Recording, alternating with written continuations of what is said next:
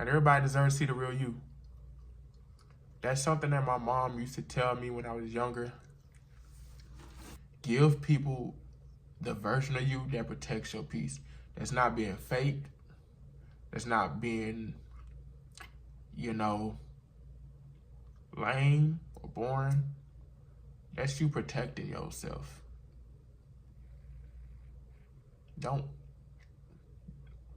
I felt like when I was younger, when I was in school, with a lot of people that I dealt with, and the kids, me personally, but I know a lot of kids, they try to fit in. They try to fit in and be cool with everybody. But it just don't work like that. It just don't work like that. You can be the most nicest, friendliest, or coolest person, that the real you know what I'm saying? And a good person in general. People are still gonna find something they don't like about you. People still gonna find a way to talk about you. People still gonna find a way to dislike you.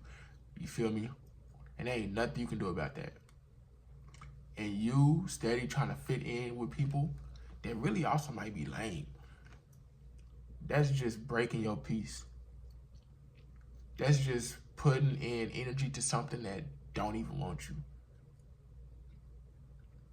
We can bring that into dealing with an opposite gender. That could be dealing with opposite gender. That could be dealing with at work. That could be dealing with a friend that you might be like, y'all might be separating, going y'all other way, growing, and it happens. It happens. You feel me? And that's okay. What you don't want to do is keep adding fuel, gasoline to the fire. It's already burnt. It's already burnt.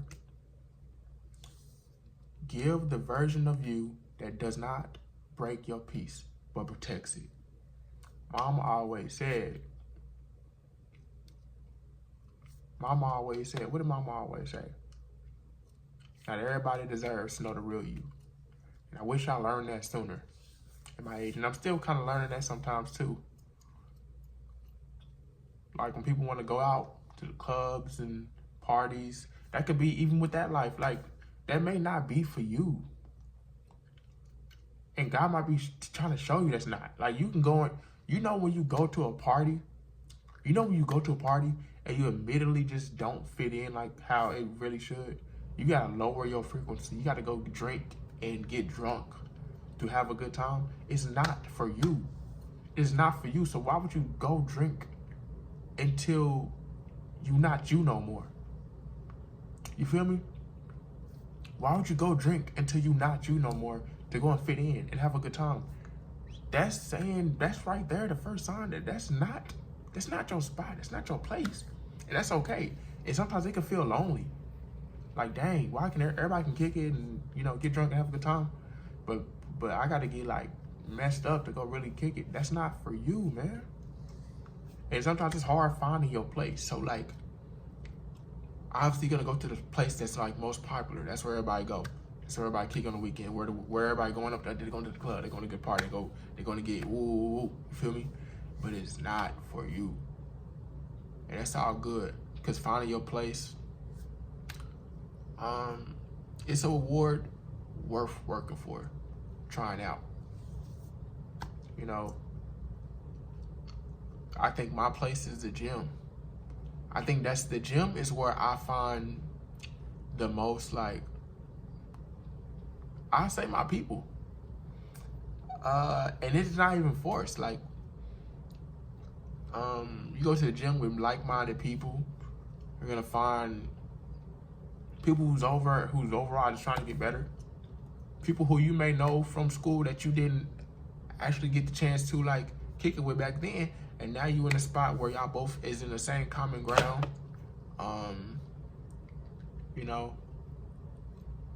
With that being said, I know it's a lot of kids in high school and kids in school in general that be trying to just fit in.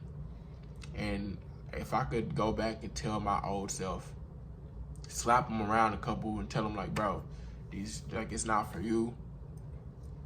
Just be yourself. And if that means being alone, find a way to enjoy yourself being alone. And that's kind of a wavering battle because I still find myself figuring out how to enjoy myself being alone. You know, there's actually been a battle that I had to deal with at the end of this year. No, it's a love-hate relationship. It's also, you know, it's a love because like I'm finding out more about myself. You're finding out more about myself, you know, looking through a screen and talking, sharing my thoughts. You know, that's something that I'm finding new. I'm finding out that I would like to learn. I know how to read, but I would like to read more. But I don't be thinking I had the time, but everybody has the time. I've been picking up the Bible.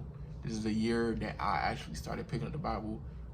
September was when I bought bought my own Holy Bible. And that was a good feeling. And I started reading that more. I actually went on an adventure, a solo trip to Kansas. I want to say Kansas. It's like on the edge of Oklahoma, but yeah, I went to a national park and was close in the forest and walk around with my thoughts and also run my Bible. And these are new things, and you can learn this lesson at any point in time. You know, they say the best day to learn, whatever they say. I know I'm botching that, but the best day to start was, you know, a couple years ago. The second best day to start is now. And what I've been doing is trying new things. And that's another thing with you being alone. Nobody has to tell you nothing. You don't gotta wait on nobody. You don't gotta make no type of plan. Only type of plan is you like, hey, okay, I'm gonna do this weekend, and then boom. I wanted to go to a park that's out of town.